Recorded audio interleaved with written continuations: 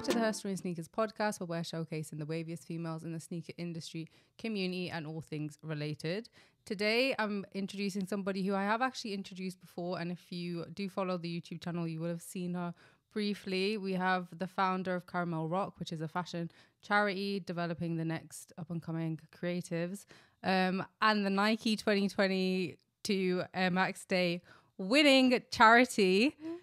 We have the wonderful Faith Johnson. Hi. Hello. We were just speaking earlier about that we wish that we got the full kind of panel from Nike MX Day.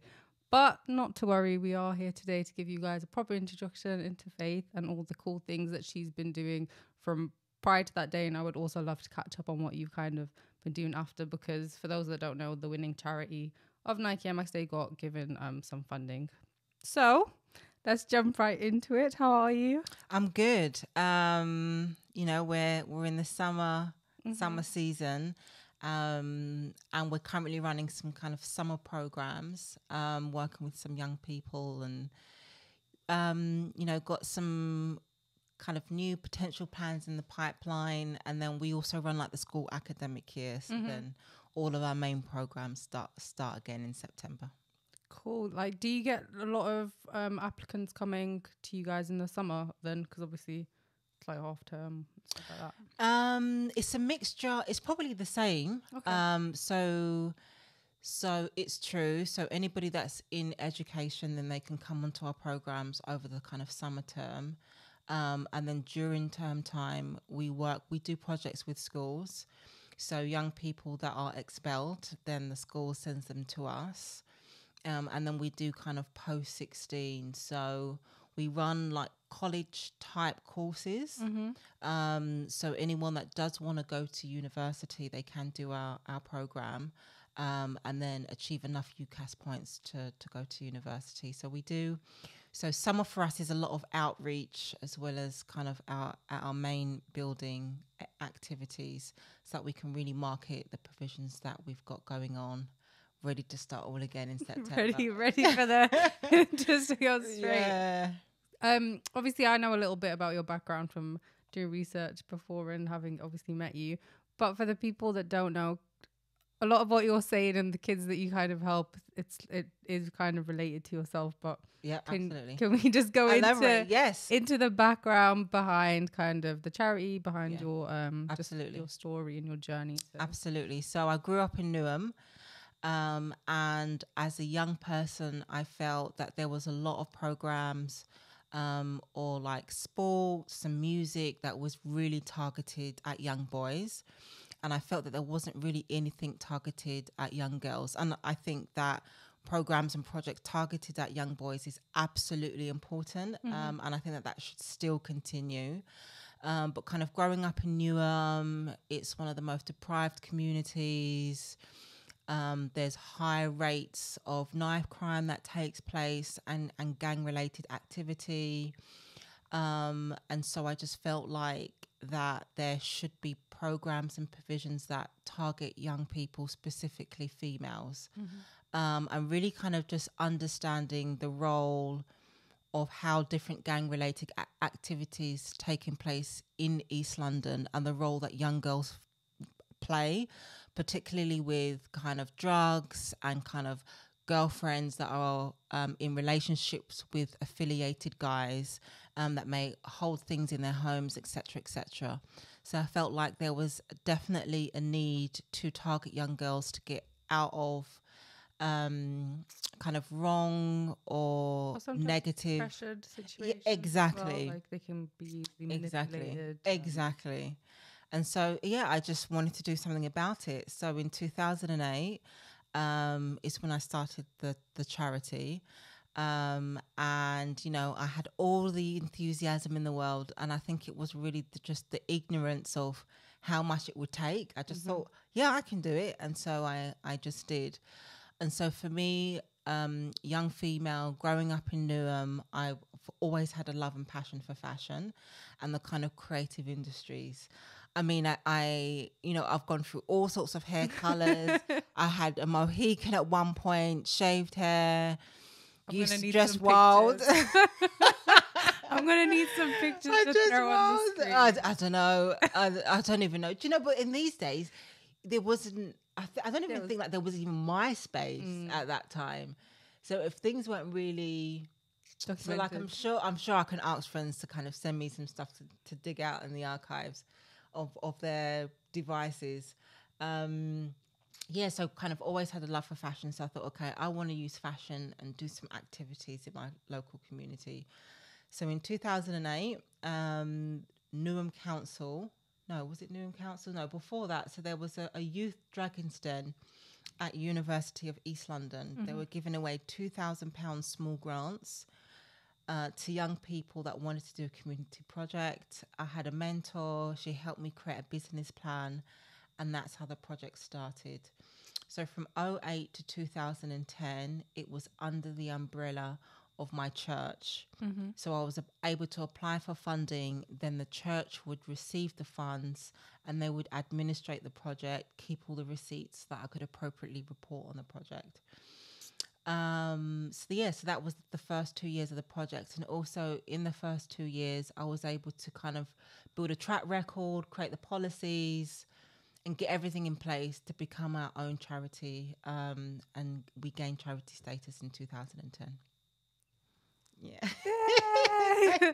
No, I really love like even just this relation with the church and stuff because it sounds like from obviously a lot of people like to start things up and which is obviously great. The more charities, the better. But you have really like been a part of your community, it seems, like from way before actually telling the world that you know you're involved, which I think is amazing.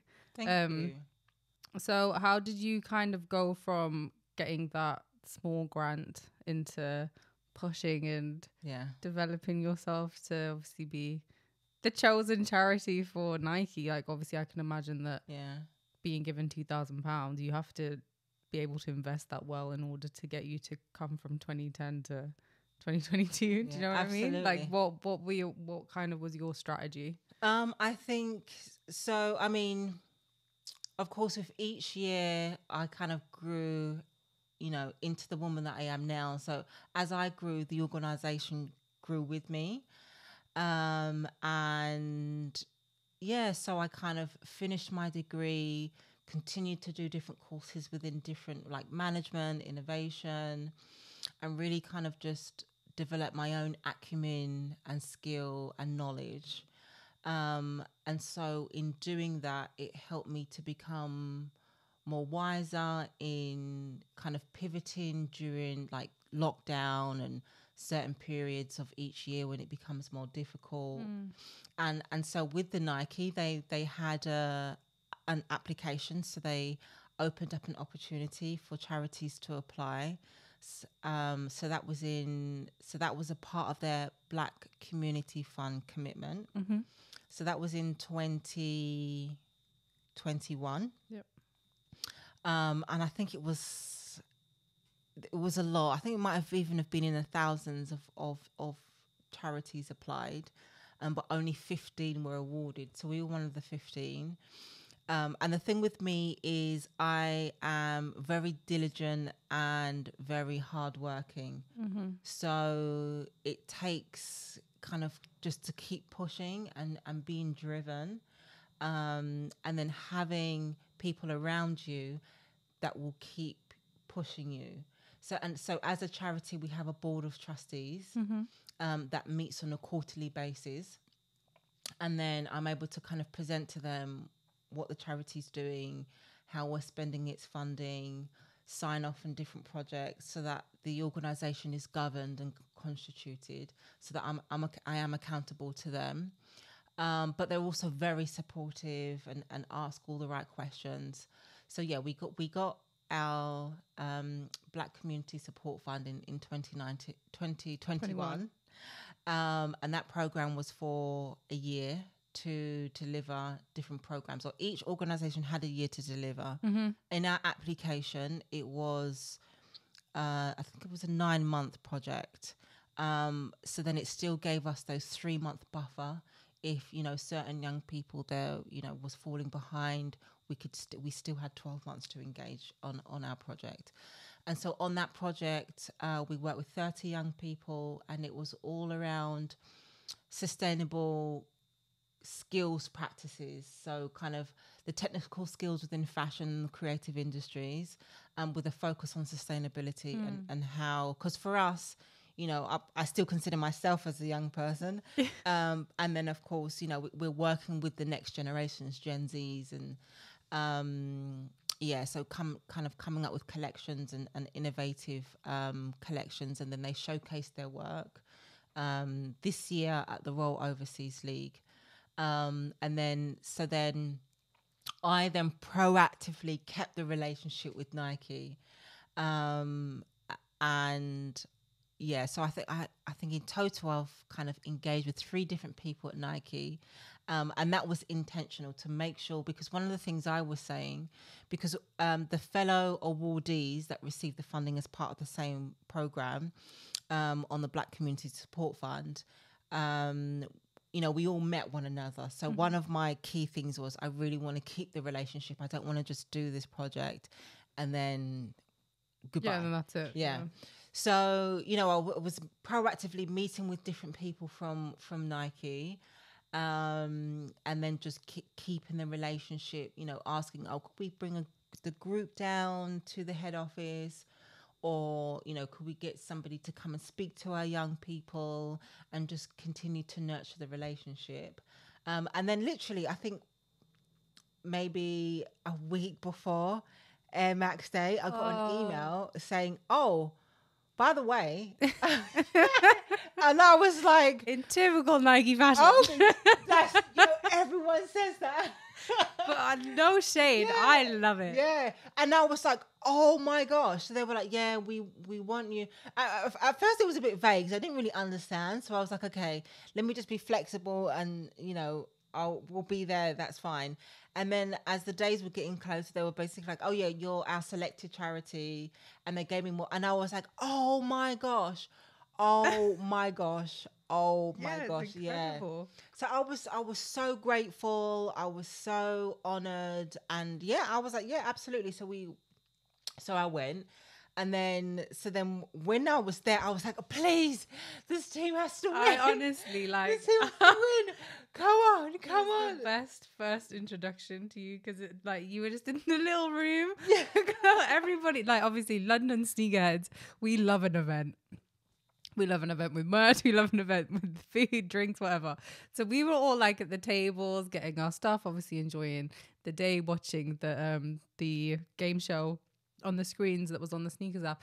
And then I would just see Faith in like the little pod. I was like in the zone, like watching the game, giving me an update every few, I was like focused. Yeah, I was invested. Yeah, but I love, like, it was such the fact that London won, and like I know, and we were like, that the energy in the room at that time was absolutely, it was amazing. It really was. And so yeah, it was a great experience, and I'm just kind of really honored to have kind of joined the kind of Nike community, and really kind of understanding and joining the kind of sneaker community, because I didn't really realize how big it is in the UK. Massive. It honestly, I was like, oh my gosh, this is pretty amazing. Yeah, so it's been really kind of inspiring and great to join. And on the Air Max Day, I was saying I love a huarache. That's my go-to trainer. When you're wearing one, I have a number of huaraches, and but you know, growing up, it's funny, kind of going through school, college, and uni. A lot of my male friends have always remembered me in loving trainers and having like the top trainers. And I was like, did I? And like, yeah. I'm like, I don't know, maybe. So I do love. You're just too humble. You have to be like, yeah, that was me. Okay, I'll own it. Absolutely. That's what you need to do. Yeah. Right, yeah. Oh, that's sick. It's interesting to think that, like, personal style, obviously, because it's your daily. I mean, there are some people, I guess, that know that they look good and dress well, but because style is just like, it's to us it's just a part of our being. Yeah. You don't realize the impact they can really have, and Yeah. like the impression you can leave on someone Yeah. just from your clothes. So that's super cool. I also just wanted to touch on the fact that you said that you were teaching sustainability and stuff. Yeah. Does a part of that have to do with the fact that like certain communities, the Black communities, people of color communities, it's like sustainability and sustainability skills are slightly more important because obviously not the system is built against them in a way that they can't have the financial success that other people have, and you know, hand-me-downs and recycling clothes and upcycling and stuff is a lot more prevalent in those communities. You know, that's really, really interesting. It's actually stems from, because outside of oil, fashion is one of the biggest contributors to our current climate issue. And so in knowing that, it's really, we're just doing our small part in teaching people how to use other raw materials that can be reused into something else. So like innovations in like even things like seaweed, materials that are made out of seaweed, and really materials that are made from the ocean that can be reused again. So we do work with the Commonwealth Fashion Council specifically around coming up with and really kind of being kept in the know on, you know, how to be more sustainable and not just using clothes to remake, but what other materials can be used to be remade into garments.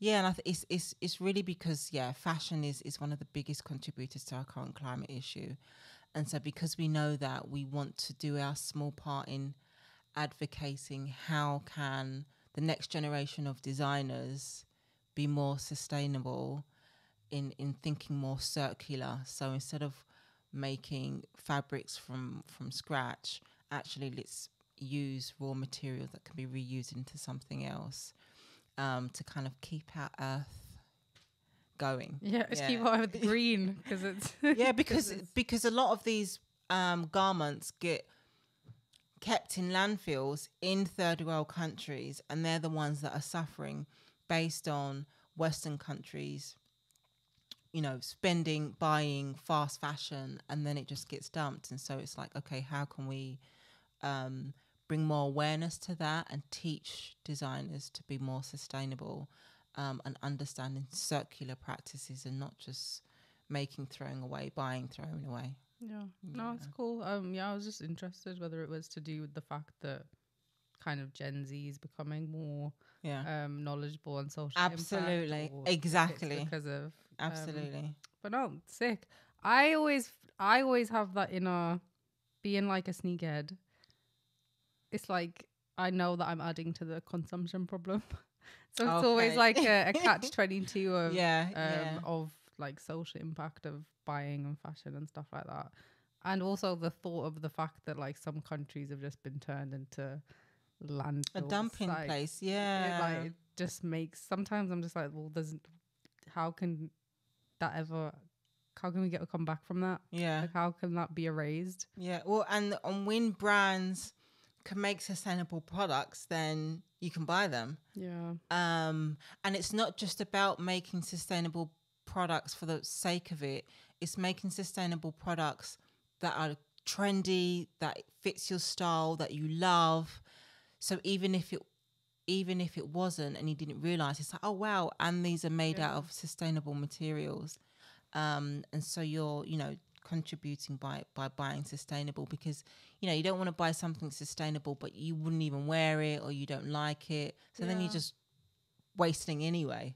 Because I feel like that's the kind of stereotype that sustainable clothing or footwear or whatever has. Like Tasha, that was also on our panel, who runs Sneakers and Houseplans, that when she was on the podcast we were talking about, and it's like it's always the pairs that nobody's gonna buy anyway, even if that wasn't sustainable. Like it's not something that's eye-catching or trendy, or as you were just saying, it's like if you just try to bring out what you're bringing, if it's hype or whatever GR, but if you just try and incorporate kind of sustainable materials into that pair, and then that's at least kind of one Absolutely. step in the right Exactly. direction. Absolutely. Because I feel like it's the same. Do you know how like vegan has negative connotations? Yeah.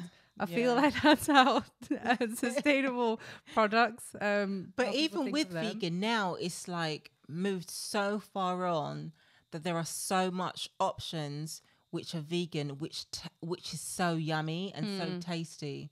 Whereas there would have been a period years ago where it's like, certain foods or something that's not for me. That's true. But now there's so many options, and it tastes even sometimes better than meat.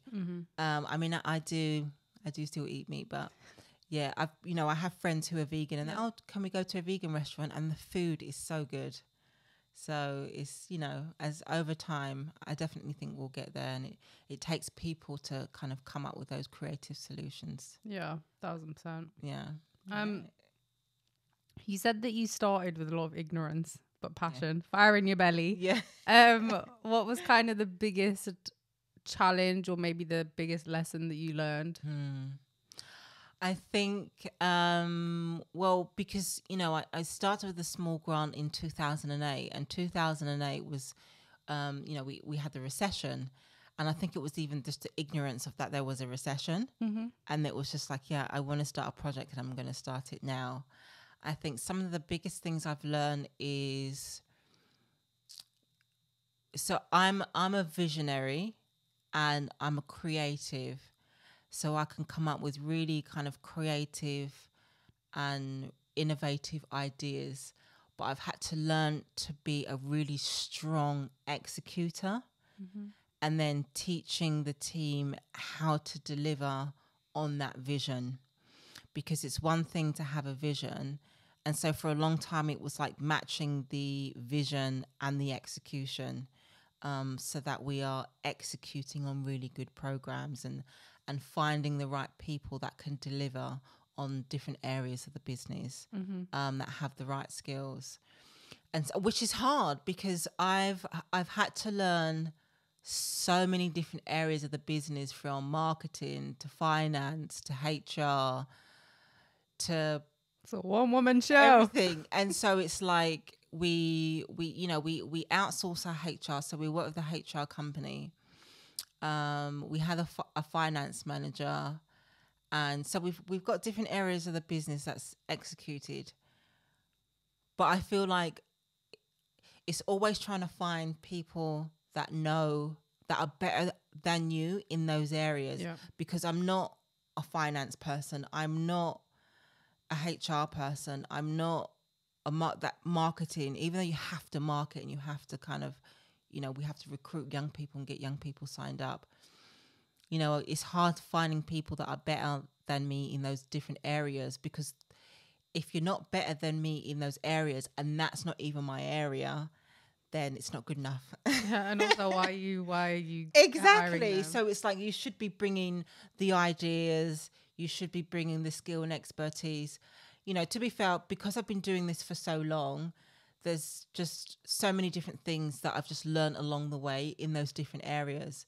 So if I know, and that's not even my area, or if I think that can't be right, and that's not even my area, and you're, an expert. then it's just like, I'm not sure. But yeah, it's really kind of just trying to find the right people to fulfill the different areas of the organization. And then also, because we are a very small team, but I also think that London Chamber of Commerce is a great membership organization to join, because then it was through them that I was connected to the HR company that we work with. Even though, I don't always agree with some of the things they recommend, and I'm like, I don't think that's right, but anyway. And then, another thing that's hard to find is a really good accountant. That is really hard to find. Accountant. Yeah. Are you? Almost. Yeah. Oh, congratulations for when you do. Thank you. Yeah, that's another thing. And it's funny, because I saw another lady that she runs a business, and she put a post, and she started talking about how hard it is to find a good accountant. And I was like, girl, I hear you. I need to. I'm telling you. Yeah, it's I don't know, it's strange, because it's also like it's also finding the right accountant or right specialist in different areas that can also work with you. Yeah. And also understands what you're trying to do. Because it's like you were saying in regards to the HR, it's like the expertise in that field is one thing, but that has to then mesh with kind of the ethos and the vision that's true. of your brand. I think that's kind of the difficult part. Yeah. And just aligning. So finding the right people. And it's funny because even like 7 years ago, I would say more like, oh, it's fine, I can work with anybody. And I don't have an issue with finding the right people, but actually that was relevant for where the organization was. And if I want the organization to move to the next level, then I can't be teaching it. You have to know what you're doing. It's a difficult one. But that's a good, at least you have self-awareness. Because I think that the other thing that people who are starting out businesses or brand or whatever, it's their own kind of ego, like whether we want to admit it or not. Some people don't want to bring anybody else on board. They're just like, I will do everything myself, and I know what I'm doing, and you know what I mean. So it's like it takes some self-awareness to be at a stage where, like, you know what, somebody else can actually do this better than me. Absolutely. And anyone that thinks that they can do it all, I'm sure they can, but it'll cap you so far, and it will only take you so far. And there's that saying, like, 1 will chase 1,000, 2 10,000. So it's like when you have more people that come together, your impact is greater than trying to do it all. Before. Oh, I like it. So it's just basically like, when more people join, your impact is more, and you can all, but when you're just one and you're trying to do everything, 1, you'll burn out, and 2, you can only go so far, because you're only one person. You can only do so much, even with 24 hours. If you're working 24 hours a day trying to run your vision, you have to sleep, you have to rest. So it's about kind of focusing your area and knowing what your strengths are, and allowing people to focus on those different areas of the business so that it can move forward. Yeah, and kind of be the best that it could possibly be. Exactly. And then that way everybody's getting something out of it. Everybody's growing, and that everybody becomes a part of the vision, and that everybody can excel and move up and move forward and grow. Yeah. Wow. It's very true. You should be a mentor on businesses. But I was gonna ask, what's your favorite role of doing then? Since you've kind of done it all, or at least kind of had some experience in a lot of different things. I would probably say meeting with each member of the team, and then kind of just working on what they should be doing. So it's more like telling people what to do, basically.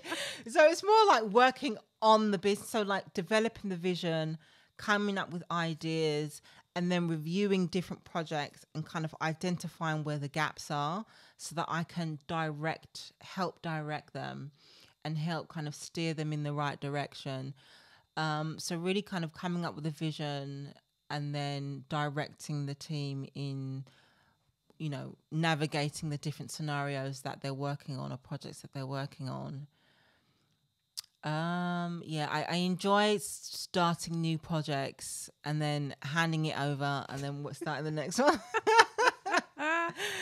And then once the projects are started, kind of going back to it. Okay, how's it going along? And then kind of mapping it out, scoping it out, and then like going into it more deeper and making sure all of the areas of the project. So if we're working on a program and then it's been scoped, and then we go back to it, and it's like, oh, how about we bring in speakers, or how about we take them to, this event or this trip, or, X, Y, and Z, or we do something around marketing, or, there's this new app that's launched. Maybe we can try and bring that company in.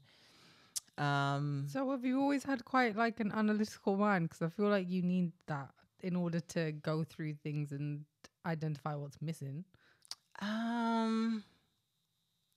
No, I haven't always had an analytical mind. I think it's something that I've. Oh, well, what we haven't mentioned is he was on the roads. Well, maybe I have. When you were ducking and diving and weaving. That's true. That's true. That's true. I think it's more. I have a strong sense of intuition. Okay. And knowing, the right next step to take. Is that from taking? Is that from? What I'm trying to ask is, have you always kind of had the mindset where you can see what's kind of missing, or is it that you have done so many projects and had so much experience doing certain things that you've just picked up along the way? Probably a bit of both. Okay. So maybe it's always been there in maybe much smaller starting out, and then the more I have had to do it, the more it's become fine-tuned. It's like exercising. The more you do it, then you become more ripped, more defined, and more stronger. And I think the more I do it, the more wise I can navigate it and become more strategic in how I do it. Okay. So use it or lose it. Yeah, and then practice makes perfection. I don't say perfect because I say perfection because things can always get better. Mm-hmm. So practice makes perfection. So the more you do it, the more perfected it will become. Yeah. Where do you see the direction of the new projects? Because obviously you got the new funding from the Max Day. Have you already invested that? Have you already got stuff in the pipeline? Yeah, so we it's twofold. So one is we've brought in an additional member of staff. So that helped us to grow the team. And then we also used to buy some more equipment so that we could increase the number of young people that we can work with. And in relation to kind of the next step of the organization is, so we provide our training services in the fashion and the kind of technical skills, and the courses are a BTEC, so they're accredited. And then the other thing is we are now setting up a subsidiary arm. Okay. Where we basically provide manufacturing services. So we manufacture garments. Sick. So we've kind of piloted it and started one project where we made some costumes for Newham Council. And that was part of a Newham Unlocked event that took place was it earlier in the year? Was it last year? I don't know. These years and months are still blending into one for me. And then we've just done another production of making costumes again. Okay. So we're really going to push on our manufacturing service and work with businesses to manufacture garments. And manufacturing will employ young people from our training service. Okay. And so so we'll be pushing more our manufacturing and getting more manufacturing work. So the charity, so the manufacturing will eventually be a separate registered entity that would be partially owned by the charity. So that is diversifying the charity's income so that we're not just heavily relying on fundraising, but also receiving another way of receiving income into the organisation. So we've so that's something we've already started. And then we have an annual event as well, Schools Cottage Fashion Week. We did the first year iteration in 2019, then 2020 COVID, 2021 COVID, and then 2022 we just had so many things going on. So we ended up haltering it and not running it this year. So we plan to kind of reintroduce the event back next year. Okay. And what does that entail? So we all work with a number of schools across London, and it's basically London Fashion Week for schools. Okay. So have you ever heard of Graduate Fashion Week? Yeah. So it's basically Graduate Fashion Week, but for schools and colleges. Oh, so you've got London Fashion Week, Graduate Fashion Week, and then we'll be Schools College Fashion Week. That would be amazing. So we saw a gap in the market to do like a fashion week for schools and colleges. It will have 4 categories: fashion, art and design, graphics and media, hair and beauty. So schools will put up exhibitions and we'll be having the event at the Excel. So the Excel gifted the venue to us for free. As part of the community give back. So yeah, that's kind of what we'll be pushing on over the next 12 months. I can imagine that'll bring a lot of joy to a lot of kids. Absolutely. Like being part in a fashion week. Yeah, exactly. Like it's just the idea to me even just think, because I remember exactly. We did some fashion catwalk thing when I was at school, and it was literally just in the hall and for like no reason whatsoever. But I remember how happy I was. So like a proper show at the same time as fun or whatever. It's just we'll have we want to have like a DJ music, because it's it's for young people. So we'll have a DJ and live music, and then there'll be like schedulings of each school doing their runway show. Then we'll, bringing people in to guest speak, and foods and, culture, and we can't wait. It's going to be good. Might have to think of ideas of how to get some people involved in that. Yeah, absolutely. Yeah. And if you want to get involved in any way, absolutely, that'd be just some cool people that I know that I think might be some good mentors. Oh, that'd be amazing. Yeah, absolutely. We shall talk. We shall talk. Definitely. Yeah, so those are kind of the key things that we're kind of actively focusing and working on, and and then kind of just being open to any other projects or opportunities that come up along the way. And then personally, I want to kind of reestablish my hobby, because people ask me like, "Oh, what's your hobby?" I'm like, I don't know. I haven't got time for a hobby right now.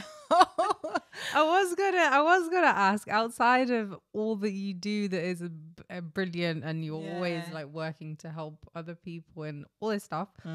What is it that you enjoy? I don't really have much of a social life, to be fair.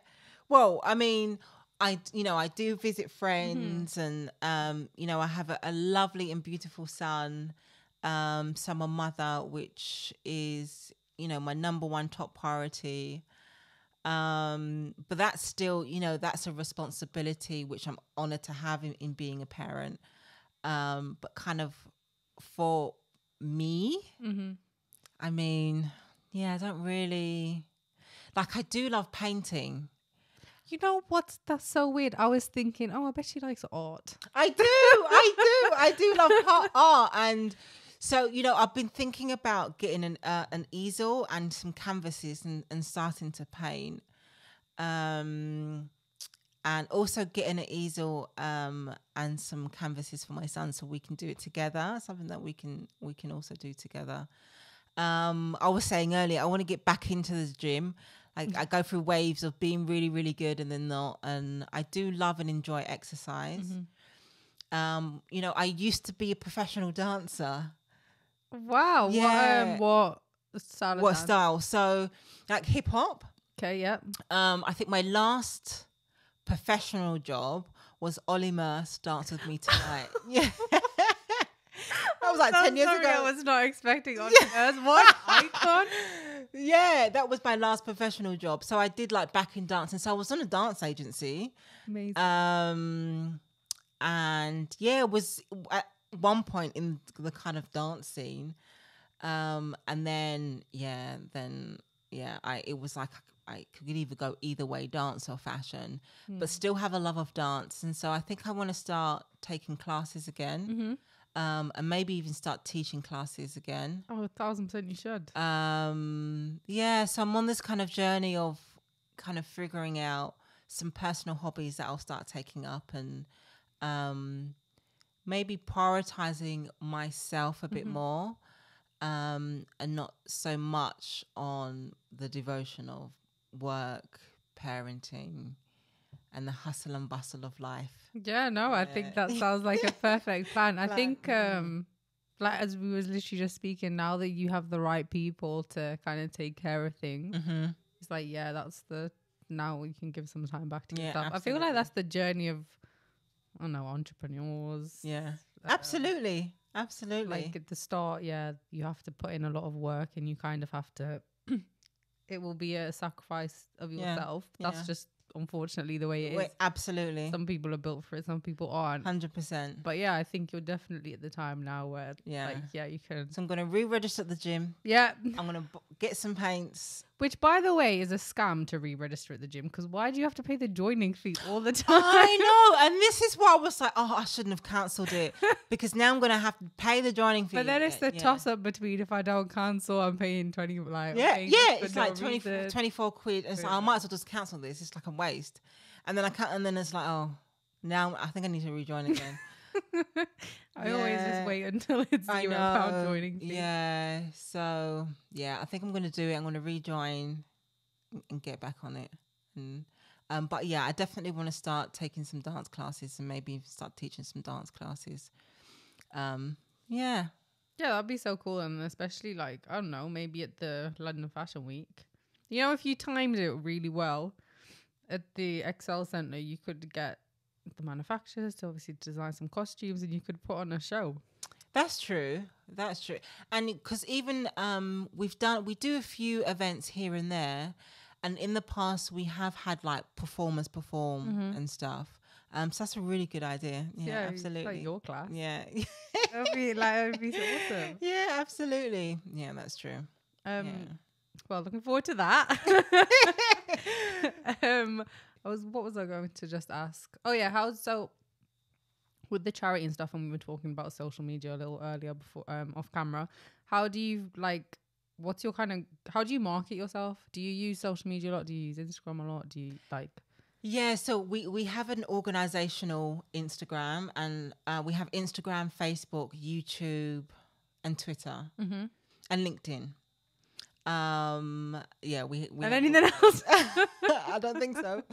At one point we had Snapchat, but then we deactivated it. Okay. We've been thinking and toying with TikTok, but we don't have a TikTok at the moment. And then kind of personally, I have those platforms as well. So I have an Instagram, Twitter, Facebook. I don't have a YouTube, but I'm on LinkedIn. She's on YouTube.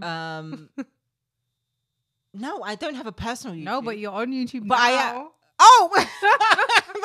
That's very true. That's very true. And so we do like video content to kind of showcase the young people that we're working with, or the projects that we're running, so that people can see some video content of the activities or program, or hear their stories. Yeah. And then we kind of advertise the programs on those social media platforms. And that's how we promote ourselves on social media. And then we do like email campaigns based on, we're recruiting for our different courses, or we've just done the costumes and work with the dance group. So we do like mail email campaigns. And then we do a very little amount of sponsored ads on social media. But then predominantly we go out to schools and do assemblies. We go to youth centres and speak to young people. So it's like in person. Yeah, there's like career fairs where we'll have a stand. So we do a lot of like physical outreach as well in the community. And that's the predominant way on how we market our services and projects. And then I have those personal platforms. I think my Facebook is I think all of my platforms are private actually. So unless I'm like connected with you, but then I go through phases. I'm not really that active on Twitter, to be fair. On Twitter, I use it to kind of see what's going on. I don't really post anything. But then on Instagram, I do post. On Facebook, I do post. And on LinkedIn, I do post.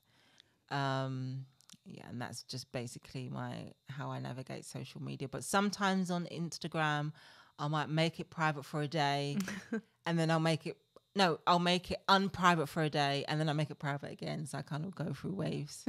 Go through waves of whether you want to because I feel person or not. I mean, people can be ruthless just on social media. So when you see different controversies take place and how savage the comment sections are, I'm a bit like, oh, I was gonna say I can't imagine anybody being ruthless. No, I mean my following is nowhere not even just you just don't post anything. No, but still I'm like, oh, I get what you mean. Yeah, kind of close the boundaries. Yeah.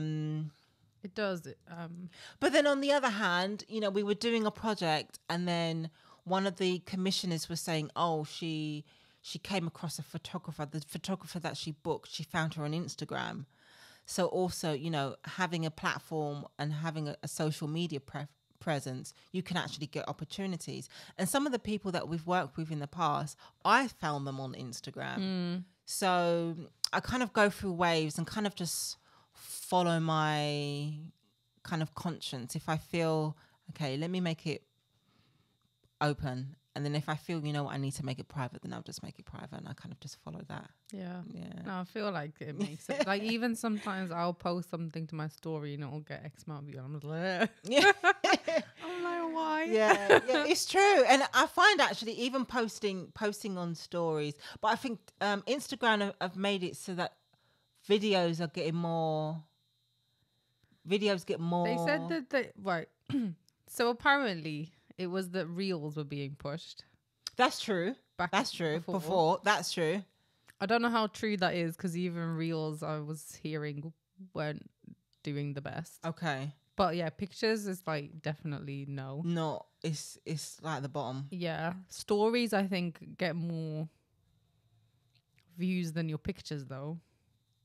I think more people on average see your stories more than they see you pop up on their feed. That's true. And then now Kylie Jenner and Kim Kardashian posted, and we were saying this, yeah. But then, so they posted that they want Instagram back. They want Instagram back to just be in like where people post their pictures, I think is what they want. They don't want the reels and stuff. You see, and so because I'm not convinced that that's their. Yes, you made a very good intent. Point. In saying that, so basically, with what Instagram has done with Instagram, it's almost anyone's game. So whether you're following someone or not, you have the potential to see anyone's image or picture. So if you're trying to push your business, your company, your project, your brand, you don't even have to pay for paid sponsored ads. Your content will get to a lot of eyeballs, even if you're following someone or not. Whereas someone like, you know, The Rock, Kylie Jenner, Kim Kardashian, was it Ronaldo, all these people that have hundreds of millions of followers, you know, before the change, it was basically they had the power.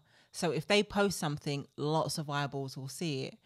And that's still the case now. I'm not disputing that. But now, if you post something, it has the potential to get pushed out to anybody, and you don't even have to necessarily be following the person, because you'll now start to see people you do follow and sponsored ads and people you don't follow. Yeah.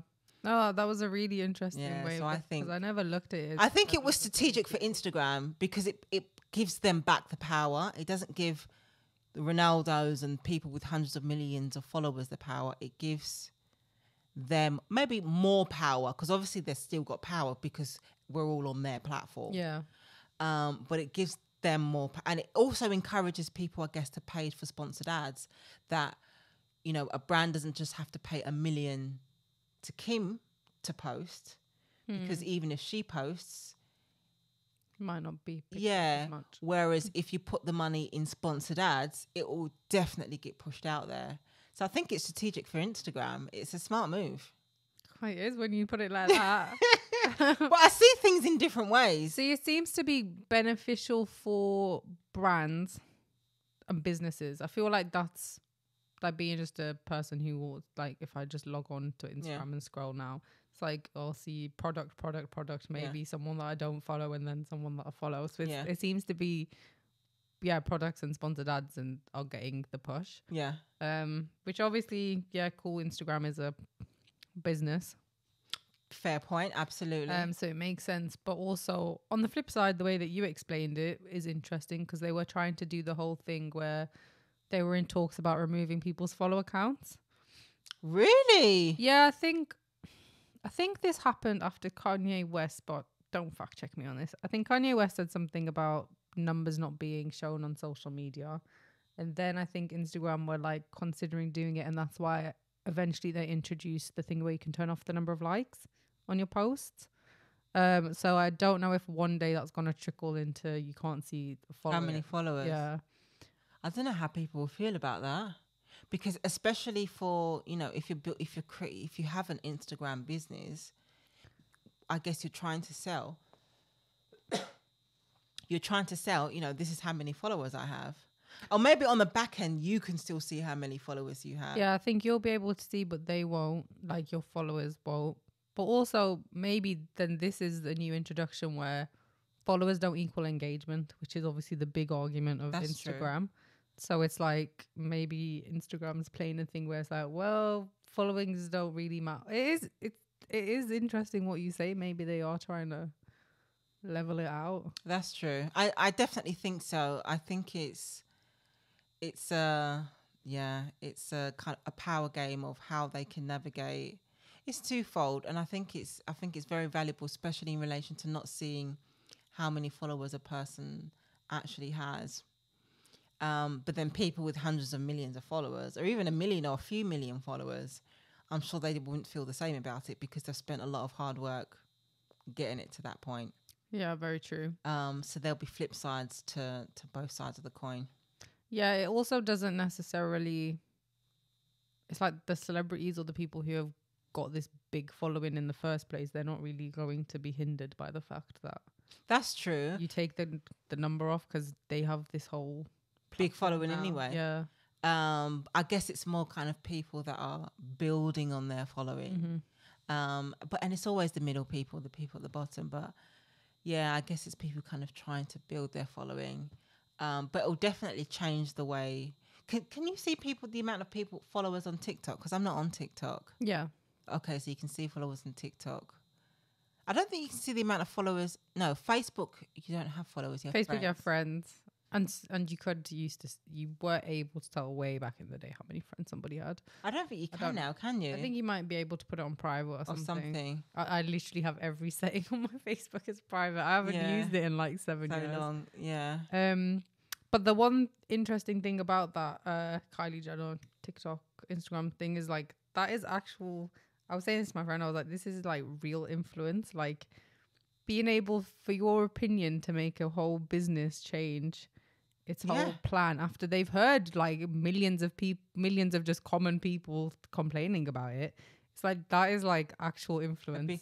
Well, because it was the same when Kylie Snapchat said doesn't use it. I think they lost like 1.3 billion in market share or something like that. Yeah. And that is a huge hit just by one person saying, yeah, I don't use that platform anymore. Yeah.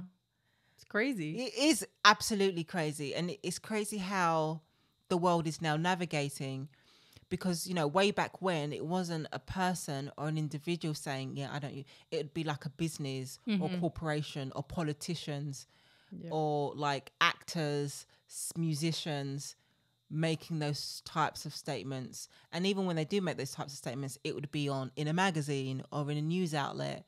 It wouldn't be from a single post on the internet. And then, a whole company losing a massive market share of the market. That's pretty insane. Yeah, it's such a weird time to be alive. It really is. Like an Elon Musk buying Twitter and then he didn't end up buying it. And well, even with Elon Musk, I was having this conversation actually, even with Elon Musk, it may be that because if he doesn't buy it, he's going to be fined. So it could be that he's in the process of basically haggling it down and then getting it for less and then paying the fine, which means he would still get less than the original price. Yeah, so it'll still work out cheaper. Yeah, it could be his way. I don't know. Maybe who knows what he's thinking. The Musk's a strange. I know the Musk of the world. Yeah, I don't want to comment on that. No, yeah, it's just interesting. Yeah, absolutely. But is that someone coming in? I don't know. Well, before we wrap up, what do you have coming up in the next few months? Is there anything for people to keep an eye out on? Absolutely. So we may have an event, or we'll have an event in October for Black History Month. Okay. So we will have an event coming up in October, and then we may have another event in November with a kind of sneaker theme. Oh, maybe. Okay. Yeah. So definitely follow and watch this space. follow Caramel Rock Official. Yes. And I think once things get more firmed up, then we'll kind of publicize and announce sometime in September. Okay. So I'm trying to make the link between November and sneakers. I'm like, what anniversary is in November? But I don't think it's related. I think there's like no, there isn't any sneaker. It's linked to a sports Okay. time of year. I even forgot myself. It's linked to like sports. Yeah. Okay. Yeah. I don't follow the sports calendar that. Well, I don't really too much myself, but hey ho. Cool. Couple Yeah. of events. Sick. I wanted to ask you something. Oh yeah. Are you going to with this kind of connection of sneakers and fashion and kind of the Nike initiative and stuff, will you go into footwear in terms of like the fashion that you're teaching? Well, we do. At the moment, we don't outrightly teach that in our programming, but we are looking at incorporating more like sportswear, Okay. and so including footwear. And so we're currently mapping out our programs and the specific briefs and units and what they include. So that we can start kind of making more of a link with the kind of sportswear. And then that's where we'll include trainers, and kind of movement in clothing. Yeah, it would just be sick to, I don't know, in say 10, 20, 15 years to whatever, to have an up and coming designer or a footwear designer, and for them to be like, yeah, I went to Caramel Rock. I know, that's so true. I think we need to do it. I think we need to. Yeah, I think you heard it here first. We're gonna do it. You heard it here first, kids. In the pipeline. Absolutely. Okay, brilliant. I could literally talk to you all day. I feel like I have so many questions. Yeah. I feel like I'm with a mentor. Thank you so much for having me. Thank you for coming. Do you have anything that you want to plug? Do you have anything you want to tell the people before we wrap up? Yeah, do check out our website, caramelrock.com, for the different programs and opportunities we have coming up, and follow us on social media. And watch this space. Yeah, watch this space. We have big things coming. September, did you say, is your first event? September, November? October. October. So our courses. Black History main Month. Courses start back in September. We have an event for Black History Month in October, and we may have a sneaker type event in November. So these are kind of our last pushes for the year and programs for the year before the year ends in December. I know, I can't believe we're gonna be in 2023. I know. That's so weird. I know. Another year's gone. Another year's coming. But we're blessed. We're blessed to. Absolutely. We're blessed for the time, the opportunities, the conversations. Absolutely. Well, thank you so much. Thank you for coming. This has been the Her Story Seekers podcast with Faith Johnson, myself, Sandy, skg.jpg. Thank you guys for listening. If you are watching, please like, comment, share, subscribe. And I will catch you guys in the next episode. Bye, guys. Bye.